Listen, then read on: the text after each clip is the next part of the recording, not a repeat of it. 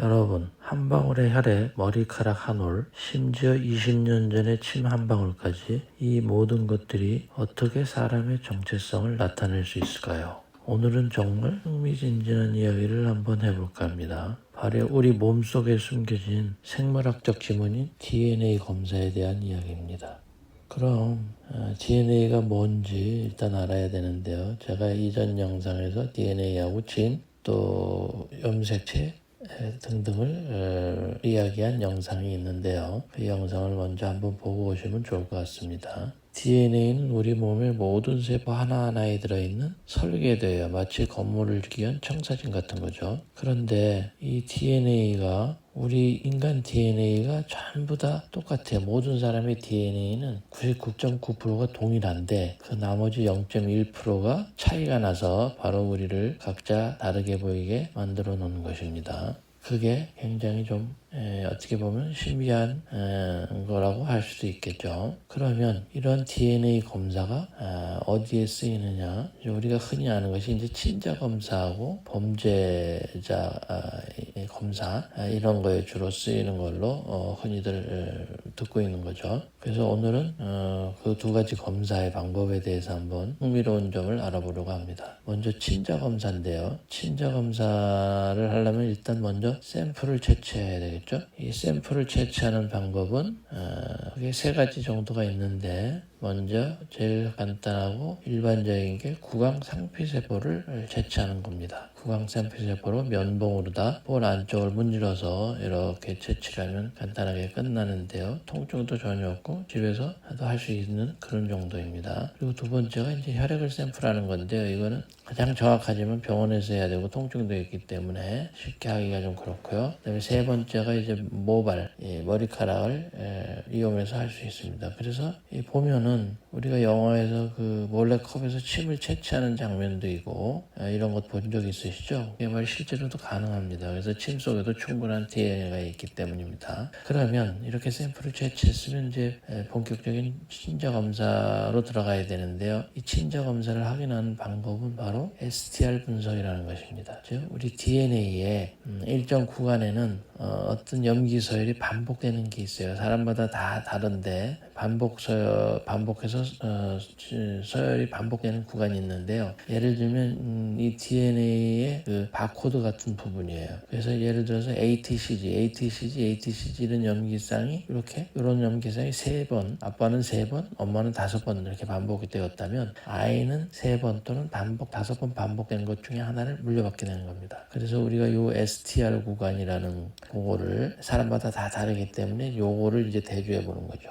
그래서 가정은 DNA를 이제 추출해가지고 이것을 더 정확하게 보기 위해서 유전자 DNA 양이 작기 때문에 PCR 증폭, 즉 우리가 옛날에 코로나 검사하듯이 PCR 증폭이라는 걸 하면 DNA를 수백만 번으로 복사가 되는 거거든요. 그래서 복사를 한 뒤에 전기영동 방법을 통해서 분석을 하고 결과를 해석하는 거죠. 그렇게 되면 정확도가 99.99% 이상 되기 때문에 아주 정확하다고 할 수 있겠습니다. 그 다음으로 쓰이는 게 이제 범죄 수사 DNA 검사인데요.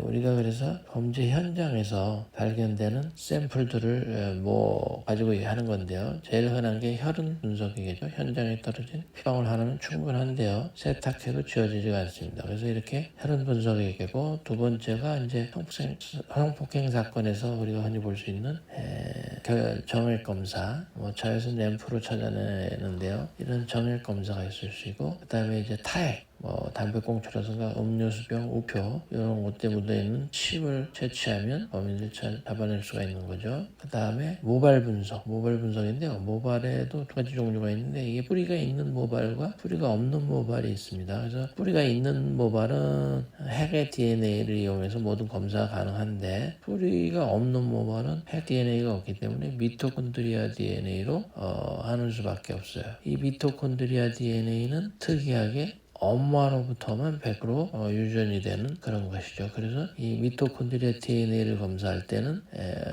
대상 샘플이 모계 쪽으로 해야 됩니다. 그래서 어머니나 외할머니, 뭐 외증조 뭐 이런 식으로 어머니 쪽 그 사람들을 이 샘플을 채취해야 됩니다. 그래서 고고학이나 버브학에서도 유골이나 오래된 모발 이런 데 핵 DNA가 없는 것이 많기 때문에 모계 쪽을 이용해서 검사를 하는 겁니다. 그래서 이러한 그 범죄 현장의 DNA는 20년 전 사건도 해결이 가능해요. DNA는 적절한 보관 조건에서는 수십 년을 보존할 수 있기 때문에 그런 특징이 있습니다. 그런데 이 범죄 DNA 검사의 이제 그 시스템이 바로 코디스라는 것인데요. 컴바인드 DNA 인덱스 시스템이라는 것인데요. 우리나라에서도 범죄자 DNA 데이터베이스를 이용하는데요.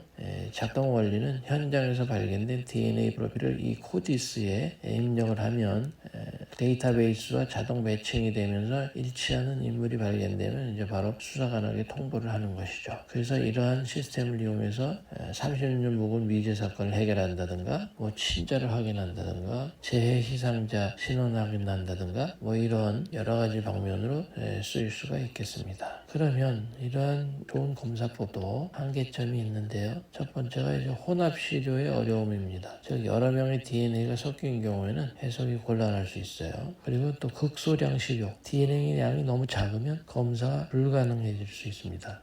그리고 분해된 DNA, 오래되거나 손상된 시료의 경우도 정확도가 떨어질 수가 있습니다. 그리고 또 하나 우리가 주의해야 할 게 윤리적 고려사항인데요. 바로 개인정보 보호 문제입니다. 그래서 이 DNA 정보는 매우 민감한 정보이기 때문에 조심해야 되고요. 또 가족의 유전적 특징까지 노출이 될 수 있기 때문에 신경을 써야 되고요. 이런 것이 어떤 기록으로 남을 때 보험이나 취업 차질이 우려될 수 있기 때문에 조심을 해야 됩니다. 그래서 이 DNA 도구는 이렇게 아주 강력한 검사 도구지만 반드시 윤리적으로 사용을 해야 된다. 이런 또 주의점이 있습니다. 그러면 이런 유전자가 이제 이렇게 강력한 검사 도구인데 앞으로 계속 좀 발전하는 기술들이 있어요. 그래서 신속 DNA 검사기라는 게 있어요. 이거는 원래는 기존 분석은 실험실에서 며칠이 걸렸지만 이 검사는 현장에서 몇 시간 만에 그 검사 결과를 확인할 수 있겠어요. 그래서 경찰서에서 용의자 신분을 빨리 확인한다든가 공항이나 국경에서의 신속한 신원 인증이라든가 뭐 재난 현장에서 신속한 피해자 식별 이런 경우에 쉽게 쓸 수가 있겠죠. 그래서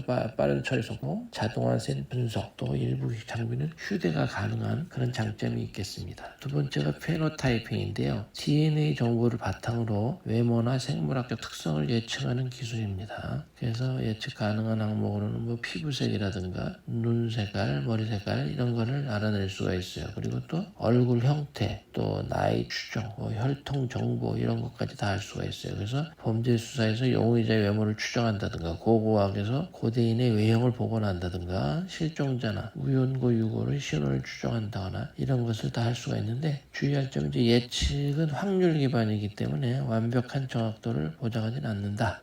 그런 또 주의점도 있겠습니다. 그 다음에 세 번째가 이제 에피제네틱스라는 건데 이 후성 유전학이라고 그래가지고 어떤 개념이냐면 DNA가 이제 원래 염기 서열은 이렇게 정해져 있는데 그 유전자가 환경에 따라서 달라지는 현상을 연구하는 분야입니다. 그래서 핵심 원리를 보면은 이 원래 DNA가 시간이 지나면서 환경에 따라서 메트리크가 붙거나 또는 DNA를 감싸는 히스톤 단백질이 변형되면 특정 유전자가 꺼지거나 켜지는 그런 원리를 이용해서 하는 건데요. 이 DNA 유전자가 원래 그대로 발현되는 게 아니라 식습관, 스트레스, 감정, 독소, 약물 등에 의해서 다르게 발현이 될 수 있는 점을 이용해서 검사 어떤 다른 그거를 알아내는 겁니다. 그래서 예를 들면 일란성 쌍둥이라도 유전자가 똑같겠죠. 그렇지만 다른 환경에서 자라면 다른 질병에도 걸릴 수 있고 또 어린 시절의 트라우마가 어떤 유전자 발현에 영향을 주어서 어떤 뭐 질병이나 이런 걸 나타낼 수가 있겠습니다. 그래서 활용 분야는 암이라든가 정신질환, 노화 연구, 또 맞춤형 치료 정밀의학 뭐 이런 것 등에 이용할 수가 있습니다. 그래서 이런 쪽으로 발전을 하고 있기 때문에 나중에는 그 침 한 방울만 가지고도 우리 몽타주를 작성하실 수 있는 그런 시대가 올 수도 있습니다. 자, 그래서 오늘은 DNA 검사에 대해서 알아보았는데요. 우리 몸속에 이 작은 분자 하나가 이렇게 많은 비밀을 가지고 있다는 것이 정말 신기하고 놀랍습니다. 그래서 보면은 친자 검사는 STR 분석으로 99.99% 정확도를 가져올 수 있고, 범죄 수사에 혈액, 침, 모발 등 모든 체액에서 검사가 가능하다는 거, 그리고 미래 기술은 더욱더 빠르고 정확하게 현장 검사를 가능하게 해줄 수 있다. 이러한 아주 것으로 요약을 할 수가 있겠습니다. 그래서 여러분도 여러분의 DNA에 어떤 비밀이 숨겨져 있는지 궁금하실 수도 있겠죠. 그래서 오늘 영상은 여기까지 하겠습니다. 다음에는 더 좋은 영상으로 찾아뵙겠습니다. 시청해 주셔서 감사합니다.